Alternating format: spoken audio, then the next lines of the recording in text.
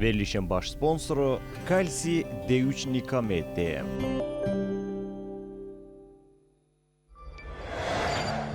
İdman həkimi, fizioterapevt Fərid Səlimovun sponsorluğu ilə Ay Həkim verilişinə baxırsınız.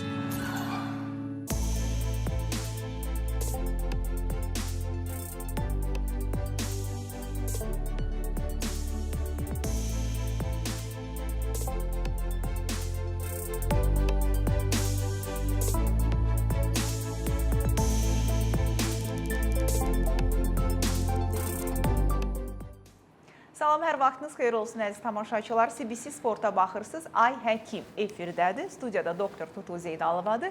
Bugün də növbəti maraqlı qonağımızla tiroid vəzdən danışacağıq.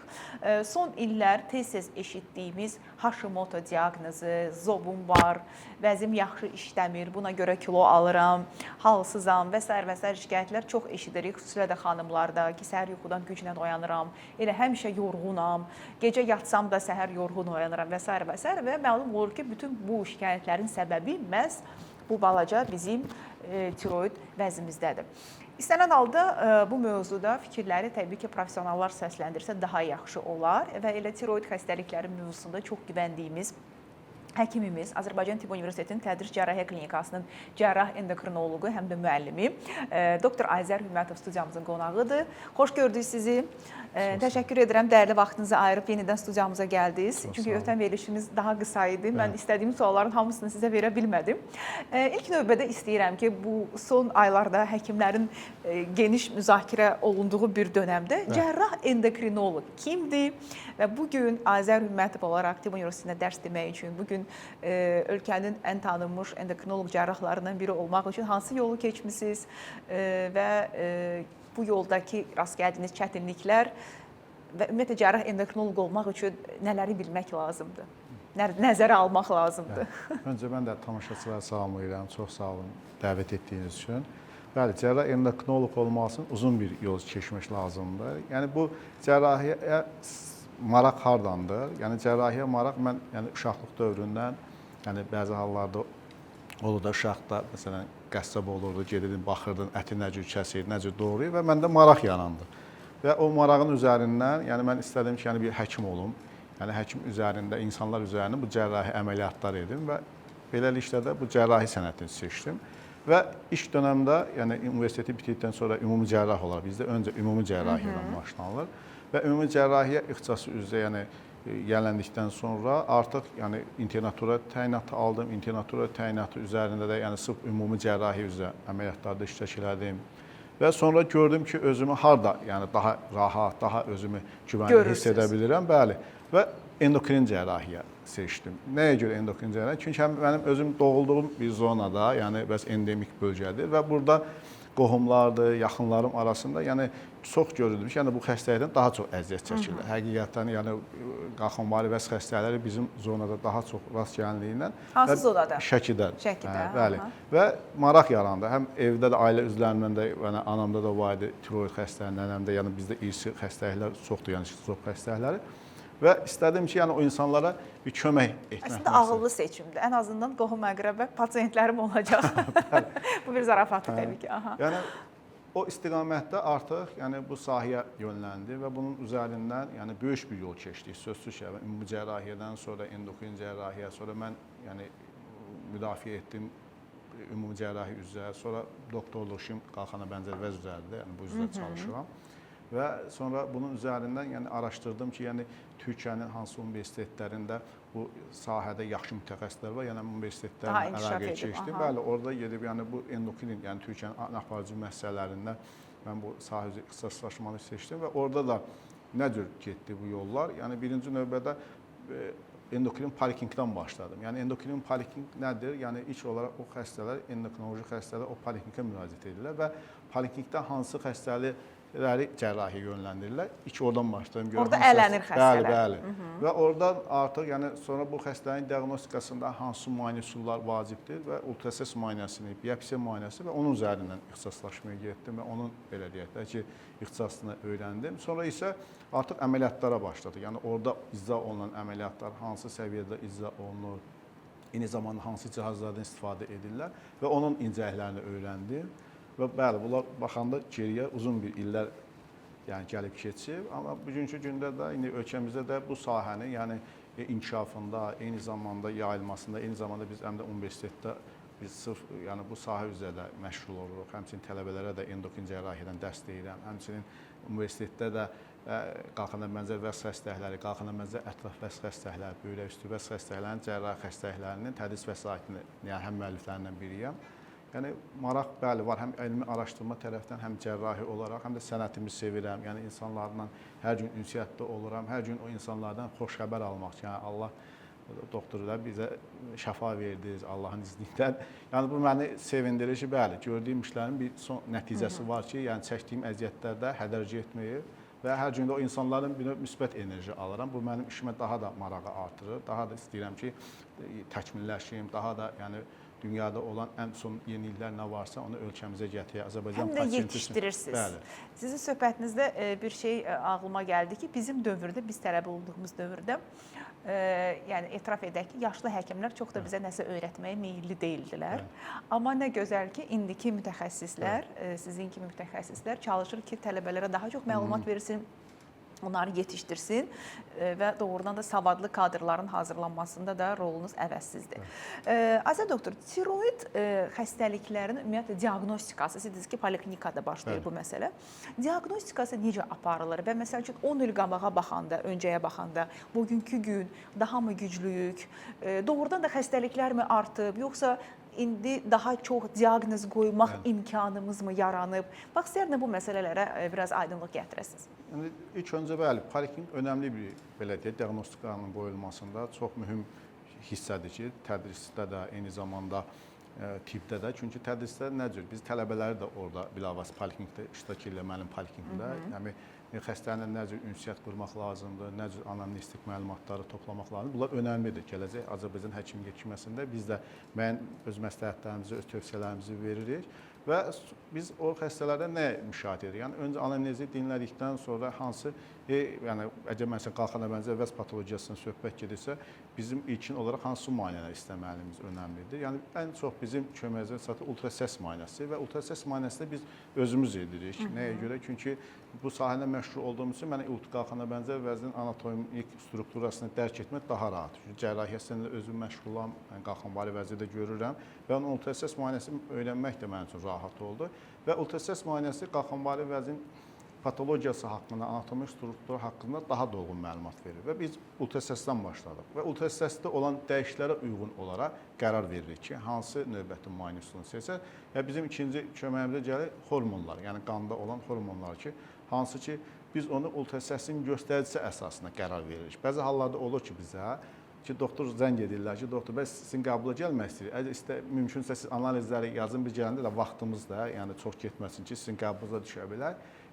Mümkünsə analiz yazın, biz analizlərin cavablarını birgə gələr. Mən yəni bunu həmişə əleyhinəyəm. Çünki nəyə görə? O gələn xəstəyə və zəng edən xəstəyə də bildirirəm ki, əgər mümkünsə biz ultrasəslə özümüz baxaq. Çünki ultrasəs müayinəsi mənə daha diaqnostikanı dəqiqləşdirmək daha informativdir və hansı müayinələr istəyəcəyimi də ultrasəs müayinəsi mənə istiqamət verir. Çünki bizim həm sadə B-mod rejimdə ultrasəs müayinəsini edirik, həm də elastosonografiya bizim yəni sistemdə var ki, hansı ultrasəs müayinəsi zamanı biz düyünün sərtliyi haqqında da, yəni elastosonografiya vasitəsilə rahat bir məlumat əldə edə bilərik və ona uyğun olaraq müayinə istəyək. Əgər qalxanvari vəzdə məsələn heterogenlik varsa, vəzin məsələn strukturasında müəyyən tündləşmə varsa, o zaman bizim iş düşünəcəyimiz Hashimoto, yəni autoimmun tiroiditlərdir və ona uyğun müayinə istəyirik. Yox, əksinə qalxanvari vəzin bəli, exogenliyində artış varsa, eyni zamanda arasında məsələn fibroz sahələr dediyimiz görüntünü görürsə, o zaman mənim düşünəcəyim Graves tiroididir. Yəni bunlar da fərqlidir və ona uyğun olaraq müayinələr istəyirik. Graves bu yanan tiroid deyirlər. Bəli, yanan tiroid. Çünki Graves xəstəliyinin özünün daha doğrusu diaqnostikasındakı olan qan analizləri, yəni Hashimoto'dan fərqlidir. O zaman biz TSH antitsimlərinə önəm veririk. Amma autoimmun Hashimoto tiroidlərinə bizim ən çox qanda yoxladığımız analizlərdən biri antitiroid perioktozisə qarşı olan antitsimlər və tiroglobinə qarşı olan antitsimlərdir. Və yaxud xəstədir, yəni baxırıq qalxanvari vəzin həcmi böyüyüb, içərisində kolloid dəyişikliklər var. Bu zaman düşünəcəyimiz endemik qurdur. Yəni bunun yanaşmasında artıq biz qanda tiroglobin istəyirik. Diferensial diaqnostika. Bəli, diferensial diaqnostika. Eyni zamanda xəstədə silikdə yod müayinəsinə baxırıq. Çünki hər bir patoloji struktura uyğun olaraq bizim istəyəcəyimiz müayinələr Analizlər fərqlidir. dəyişir. Bəli, ona görə yəni biz ilk öncə ultrasəs müayinəsi ən çox bizim köməyimizə çatır. Və ultrasəs müayinəsində düyün aşkarlanırsa, artıq biz yəni düyünlər də yəni belə götürəndə 90%, 95% xoşxassəlidir. Yəni bundan qorxmaq lazım deyil və onun 5-10% bədxassəli ehtimalı ola bilər və onu da ultrasəs müayinəsində rahat bir şəkildə aid etmək olur. Həmin görüntüsünə görə, kənarlarına görə, formasına görə. Yəni bu strukturlar bizə məlumat verir ki, bu şübhəli bir düyündür. Əgər şübhəli düyün olarsa, yəni orada da, yəni biz yenə xəstələrlə o haqqda məlumat verdikdən sonra biopsiya edirik. Yəni bunlar hamısı bu prosedurlar parkinqdə olur və biopsiyanın nəticəsinə uyğun olaraq qərar verir. Çünki biopsiya bizim üçün yəni bir növ xəritədir. Yəni hansı müalicə üsulumuzu seçməyimizdə xəritədir. Yəni hansı açıq cərrahiyyəyə gedək, qapalı üsullar müalicə edək, skleroterapiya edək. Bunu artıq bizim köməyimizə çatır biopsiya. Ən çox qorxduqları pasientlərin. Bəli. Yəni hal-hazırda qorxmurlar. Deyim ki, biz gün ərzində 3-5 belə deyək də biopsiya edən bir həkimik. Çünki təcrübəmizdə də görürük ki, yəni artıq insanlarımıza qorxu hissiyatı yoxdur. Rahat bir şəkildə gəlirlər və bizim də yanaşma belə də taktikamız var. Yanaşma taktikamız yəni o bizim təcrübəmizə əsaslanmır. Yəni bütün dünyada qəbul olunmuş protokollara əsaslanır ki, yəni hər düyünü biopsiya etmirik. Yəni hər düyünü biopsiya etmək lazım deyil. Bizim məqsədimiz də odur ki, lazımsız biopsiyalardan uzaqlaşmaq, lazımsız cərrahi əməliyyatlardan uzaqlaşmaq. Çünki nəyə görə mən yanımda olan tələbələrə mən bu göstəriciləri göstərirəmsə, sabah ola bilər hansı o tələbəmiz getdi başqa bir müəyyən müddətdən sonra bir həkim fəaliyyətinə məşğul olur və başqa bir sahənin mütəxəssisidir və tiroid düyünü görür. Deyir, get müəllimim yanında və ya Azər doktorun yanına, xəstə gəlir. Mən indi buna dərsdə nə demişəmsə, gərək mən onun da öz təcrübəmdə təsdiq edim. Əgər mən bu görüntüyü olaraq düyünə desəm ki, yox, buna biopsiya lazımdır, həmən tələbəmiz indi olan həkim isə deyəcək ki, bax, müəllim axı bunu dərsdə bizə belə izah etməmişdi. Burada axı olmaz. Ona görə də yəni bizim dediyimiz yəni teoriyanı təcrübədə də təsdiqləmək lazımdır. Bəli.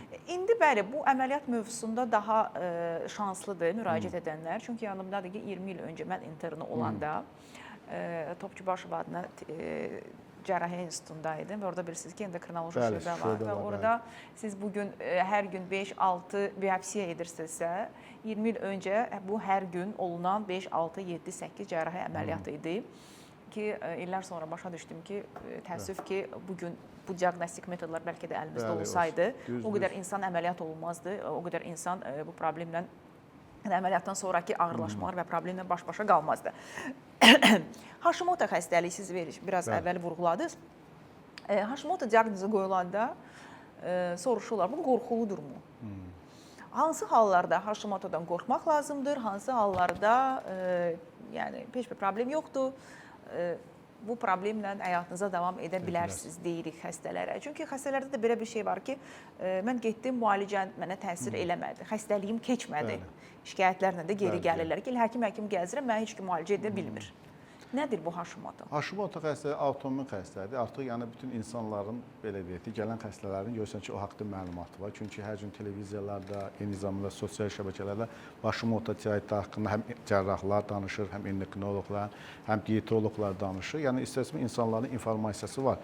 Bəli, bu iltihabi bir xəstəlikdir. Qalxanvari vəzin həqiqətən, yəni biz əməliyyat edən zamanda, yəni Hashimoto'ların bəzi tipləri var ki, biz bunu əməliyyat edirik. Əməliyyat edən zamanda həmən prosesi biz gözümüzdən görürük, yəni toxumu çox sərtləşir, xüsusi bir struktur alır və ona qalxanvari vəzin yerləşir o ki, nəfəs borusunun kənarında, traxeyan kənarında və ona elə bir sarır ki, həqiqətən biz görürük ki, bəs bu xəstənin boğulmasının, sıxılmasının səbəbi və o şikayətlərin səbəbi elə belə deyil. Məhz bu Hashimoto'ya bağlıdır və avtoimmun xəstəlik olduğundan bu bütün ümumi bir xəstəlik sayılır. Təkcə yəni qalxanvari vəzin yox, ümumiyyətlə bütün orqanizm zədələnir. Nəyə görə? Çünki Hashimoto xəstələrində biz qandakı olan təyin etdiyimiz o anticismlər təkcə qalxanvari vəzi yox, yəni qalxanvari vəzi boyun ətrafı əzələlərdir, eyni zamanda digər orqanlarımızı zədələyir. Məsələn, Greves xəstəliyi bayaq danışdıq. Yəni Greves xəstəliyində əmələ gəlmiş TSH anticismləri gözü zədələyir. Gözün arxası daha doğrusu arxasında olan əzələni zədələyir ki, müəyyən müddətdən sonra həmin xəstələrdə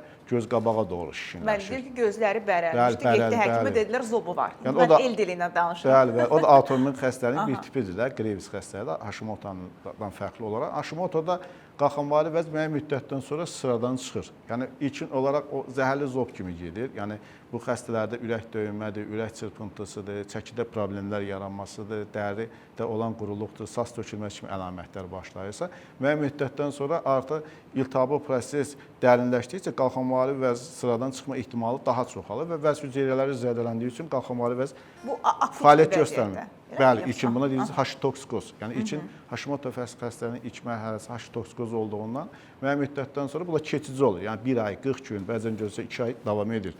Yəni bəzi hallarda olur ki, yəni bu xəstəliyin bu etapında həkimə müraciət olunur və həkim bunu zəhərli zob kimi dəyərləndirir. Zəhərli Ona zob, uyğun müalicə yazır. Amma əslində bizə gözləmək lazımdır. Zaman özü onu həll edir. Və ikinci etap isə artıq yavaş-yavaş qalxanvari vəz zədələndiyi üçün vəz hüceyrələri fəaliyyət göstərmir, orqanizmə lazım olan hormonları ifraz edə bilmir və buna biz el arasında deyirik tənbəl zob. Artıq yəni bu artıq böyük bir problemdir. Ona da demək olur ki, artıq bu dünyada bir epidemiyadır. Həqiqətən Azərbaycanda da çox artıb, həddən artıq artıb. Yəni gündəlik biz öz təcrübəmizdə də bizə müraciət edən xəstələr arasında da görürük ki, yəni bu əvvəl bu qədər belə deyək də Hashimoto xəstəliyi rast gəlinmirdi. Əvvəl daha çox difuz zoblar, yəni böyük həcmli zoblar rast gəlinirdisə, indi isə Hashimoto tiroidi daha çox rast gəlinir. Hashimoto səbəblərindən biri də yəni bizim belə deyək də nəzarətsiz aparılan yod profilaktikası, yəni yod duduz profilaktikası. Bunların da. Çünki o tədqiqatlarda da onu biz öz nəticəsini görürük və özümüzün də təcrübəsində də görürük ki, bəli, yəni yodlaşdırılmış duzun istifadəsindən sonra avtoimmun tiroidlər artdı. Yəni o səbəblərinin biri də bəli, mexanizmlərdən biri də budur ki, yəni aşırı miqdarda yod qəbulu özü də Hashimoto tiroidinin əmələ gəlməsi səbəb olur. Bəzi hallarda insanlar özləri də bilməyərəkdən də yod qəbul edirlər. Yəni yod qəbulunun özü də, yəni bilavasitə həkim təyinatı əsasında olmalı. Amma son illərdə də çox dəbdir bu Türkiyə mediasında da, Azərbaycanda da ki, kim gəldi qarşısına yod yazır ki, yod iş düzələcəksən, bütün şikayətlərin keçəcək. Bu da təəssüf ki, insanların həm öz başına yod istifadəsinə gətirib çıxarır, həm də həkimlərin bu sahədən az məlumatlı həkimlərin də nəzarətsiz yod təyinatına gətirib çıxarır. Ümumiyyətlə bu qədər yod təyin etməyə ehtiyac varmı? Yox, məsləhət deyil. Çünki bizim ölkədə bəzi bölgələr var ki, yəni həmin bizim dəniz deyək ki, ətrafında olan bölgələr yetərli sayda belə orqanizmə lazım olan yodu gündəlik ala bilirlər. Duzlarımız da hansı yoddur? Yoddudur. Amma o ki qaldı bizim endemik bölgələr, dağ zonalar, dağ ətəyi zonalarda yaşayan insanlarımızda isə bəli, onlara yod profilaktikası lazımdır. Amma burada bilavasitə həkim təyinatı əsasında. Yəni əvvəllər məsələn poliklinikada endokrinoloji dispanserlər var idi. Məsələn o dispanserlərdə də olan həkimlərin nəzarəti altında bu proseslər həyata keçirildi. Məktəblərdə müayinələr aparılırdı, profilaktik tədbirlər üçün xüsusi yəni yod tərkibli preparatlar verilirdi. Yəni göstərici əsasında. Amma indi isə yəni təəssüf ki, bəzi yəni nəzarət olmadığı üçün, yəni yod profilaktikası üçün. Yəni bu da sonda həmin insanlarda, həmin bölgədə yaşayan insanlarda avtoimmun tiroidlərin artmasına səbəb olmuşdur. Mən müşahidə edirəm ki, yəni bizim endemik bölgələrdə Hashimotolar daha çoxdur. Qəbələ, Şəki. Bəli, Hashimoto daha çoxdur. Aha. Biz davam edəcəyik doktor. Çünki mənə maraqlıdır ki, bu xəstəlik artıbsa bu qədər, müalicəsində bir yeniliklər varmı? Hansı yeniliklər var və Azərbaycanda mövcuddurmu dünyada olan yeniliklər? Bu haqda verilişimizin irəliləyən dəqiqələrində eşidəcəyik, biləcəyik. Hələlik istəyirəm verilişimizin baş sponsoru Ştada şirkətinə öz təşəkkürümü bildirim. Kalsium D3, Nikamet, portağal və limon dadlı çeydəmə tabletlərini Ştada sizə təqdim edir. Kalsium və D vitamini defisitinin profilaktikası məqsədi ilə, həmçinin kalsium və D vitamini defisiti riski olan pasientlərdə osteoporozun müalicəsi zamanı əlavə terapiya qismində kalsium və D vitamini qəbulu üçün nəzərdə tutulub. 25 ildən artıq kalsium D3 Nikamet preparatını tanıyırıq. Sınanmış bir preparatdır, hətta hamilələr və 3 yaşından yuxarı uşaqlar da istifadə edə bilər. Təşəkkürlər baş sponsorumuz Ştada şirkətinə. Digər təşəkkürümüz Britaniya təhsilli idman həkimi Fərid Səlimovadır. Belə ki, Fərid Səlimov müasir fizioterapevtik yanaşma ilə sizin xidmətinizdədir. Diz, onurğa, çiyin, əzələ ağrılarından artıq daha tez və ən əsası müasir idman yanaşması ilə müalicə oluna bilərsiniz. 055 318 83 94 nömrəsinə zəng edin və Fərid doktorun qəbuluna getməyə, əgər bu şikayətləriniz varsa, tələsin. Reklamlardan sonra davam edəcəyik.